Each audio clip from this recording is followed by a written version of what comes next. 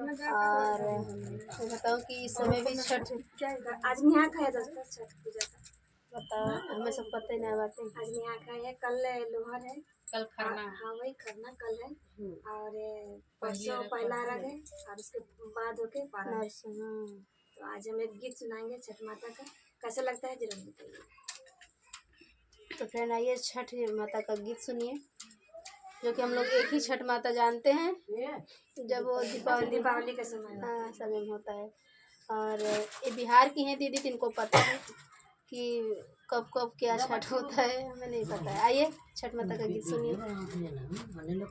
चार पहर राती जला थला से विला, चार पहर राती जला थला से विला चरण तोहारे छठी मैया दर्शन दी हाय पार, जगतारण मैया भेंट दी हाय पार। चार पहर राती जला थला से विला, चार पहर रवि जला थला से विला चरण तोहारे छठी मैया दर्शन दी हाय पार, शरण मैया भेंट दी हाय पार।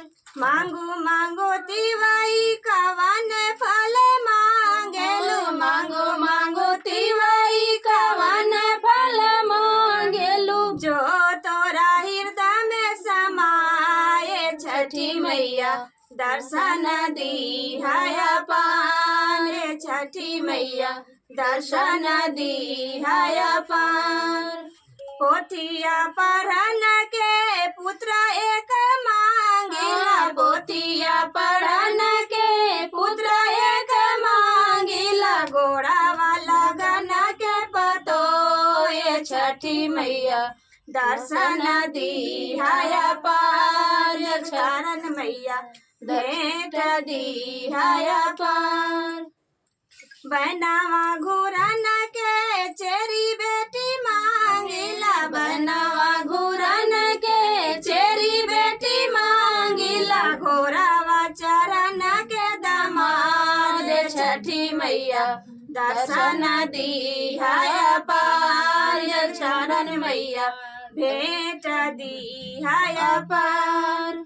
अपना ला मांगिला यावध सिन्होरवा, अपना ला मांगिला यावध सिन्होरवा, जनम जनम ये हवा रे छठी मैया दर्शन दी हाय पार, जय छठी मैया दर्शन दी हाय पार।